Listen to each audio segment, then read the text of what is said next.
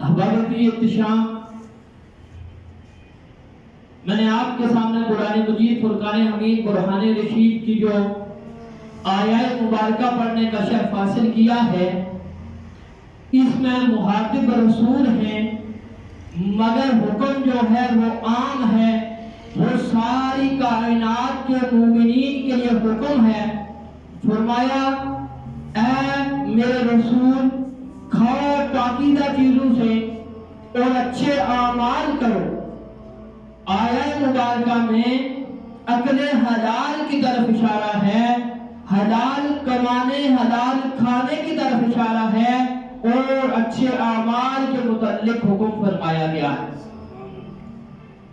آیت مبارکہ میں پہلے رزق کی طرف اشارہ فرمایا اور پھر اعمال کے بارے میں حکم دیا، تو اس بات میں بھی ایک حقیقت پوشیدہ ہے کہ رزق پہلے کیوں اور اعمال بعد میں کیوں؟ تو یہ اس لیے کہ جو رزق ہے وہ ایک تخم ہے، ایک بیج ہے، اور جو اعمال ہیں وہ اس کے ثمر ہے، وہ اس کا پھل ہے۔ اگر انسان بیج نہ اچھا بوئے تو فصل کبھی بھی اچھی نہیں مل سکتی، اور اگر بیج اچھا ہوگا تو فصل بھی اچھی ملے گی۔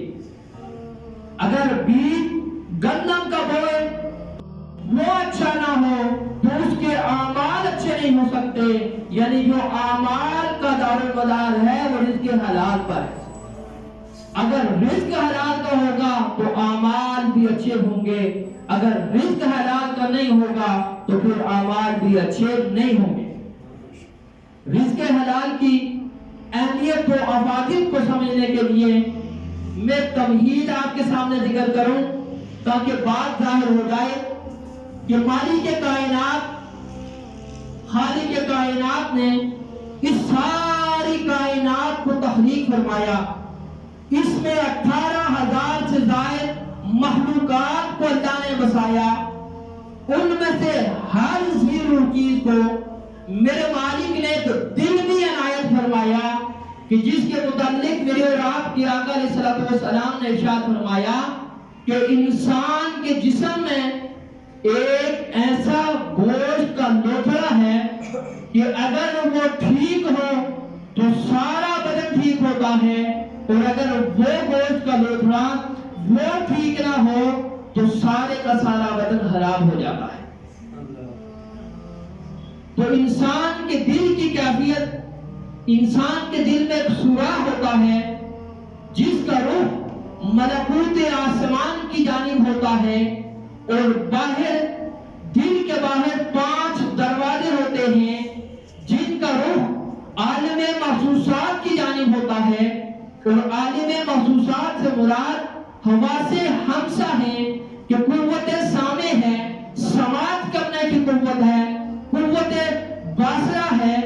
دیکھنے کی قوت ہے، قوت شامہ ہے، قوت ذائقہ ہے، قوت لامسہ ہے، یعنی یہ کھانے کی، یہ چکھنے کی، یہ سونگنے کی، یہ چھونے کی جو حصے ہیں۔ اب جب انسان کا رزق اچھا نہیں ہوتا، جائز طریقے سے نہیں ہوتا، تو اس ناجائز طریقے سے آنے والے رزق کی وجہ سے انسان کا دل غبار آلود ہو جاتا ہے، جس کی وجہ سے انسان مخفی چیزوں کا ادراک نہیں کر سکتا۔ جب انسان کا رزق اچھا ہو، حلال طریقے سے ہو، تو انسان کا دل بالکل پاک صاف رہتا ہے، جس کی وجہ سے انسان چھپی ہوئی پوشیدہ اور مخفی چیزوں کا بھی ادراک کر سکتا ہے۔ جیسا کہ اولیاء کرام کا مخفی باتوں کا بتانا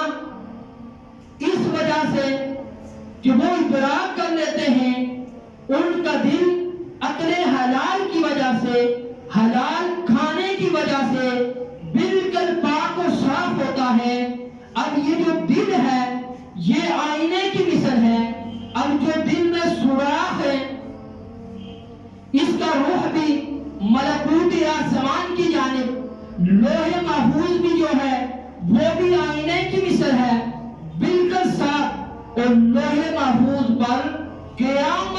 ہونے والی ہر بات تحریر ہے۔ اب جب انسان کا دل،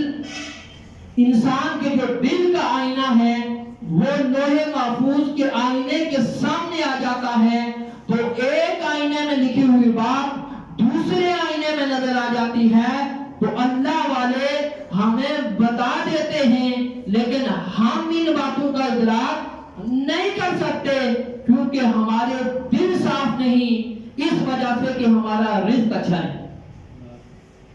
اس بات کو شاہد ایک واقعہ حضرت بابا فرید الدین گنج شکر رحمت اللہ تعالی علیہ اور آپ کے ساتھ آپ کے دو شاگرد ایک بزرگ حضرت شیخ شہاب الدین کے ہاں تشریف لے گئے، مگر حضرت شیخ شہاب الدین کو آپ نے گھر میں نہ پایا تو ان کے گھر میں ایک خادمہ تھی، ایک ملازمہ تھی، اس نے مہمانوں کے لیے کھانا تیار کیا۔ پھر کھانا کھلانے کے لیے، ہاتھ دھلانے کے لیے ایک آفتابے میں ایک برتن میں پانی لیا اور حضرت بابا فرید الدین گنج شکر رحمت اللہ تعالی علیہ کو ہاتھ دھلانے شروع کر دی۔ سب سے پہلے حضرت بابا فرید الدین بیٹھے تھے، آپ نے جتنا بھی پانی اس برتن میں تھا وہ سارے کا سارا استعمال کر لیا۔ پھر خادمہ دوبارہ پانی لے کے آئی، پھر دوسرے بزرگوں کو ہاتھ دھلائے۔ کھانا کھانے کے بعد وہ جو دو بزرگ آپ کے ساتھ تھے انہوں نے پوچھا حضرت اتنا پانی آپ نے ہاتھ دھونے میں ضائع کیوں کیا؟ تو آپ نے فرمایا کہ جب یہ خادمہ میرے سامنے آئی تو میں نے اپنے دل کے آئینے کو لوح محفوظ کے آئینے کے سامنے رکھا تو میں نے لوح محفوظ پہ یہ لکھا ہوا دیکھ لیا کہ یہ خادمہ، یہ عورت، یہ جہنمی ہے۔ تو میں نے یہ سوچا کہ شیخ شہاب الدین کی خادمہ ہو اور وہ جہنمی ہو، مجھے یہ گوارا نہ ہوا تو میں نے تمہارے سامنے ظاہر میں تو ہاتھ دھوئے ہیں لیکن در حقیقت میں اس پانی سے ہاتھ نہیں دھو رہا تھا بلکہ لوح محفوظ سے جہنمی مٹا کر جنتی لکھ رہا تھا۔ تو جو دوسرے بزرگ تھے وہ بھی صاحب کشف تھے، بعد میں انہوں نے کشف کے ذریعے بتایا کہ واقعی حقیقتاً یہ عورت جو تھی اس کے مقدر میں جہنمی لکھا تھا اور شیخ بابا فرید الدین گنج شکر نے وہ جہنمی مٹا کر جنتی لکھوا دی۔ تو یہ رزق حلال کی وجہ سے کہ جب رزق حلال انسان کھائے گا تو انسان کا جو دل کا آئینہ ہے وہ بالکل صاف و شفاف ہوگا۔ اب جب دل کا آئینہ لوح محفوظ کے آئینے کے سامنے آئے گا تو جب لوح محفوظ کا آئینہ سامنے آئے گا تو دل اپنا صاف ہوگا تو انسان اس کو لکھی ہوئی تحریر کو بھی پڑھ لے۔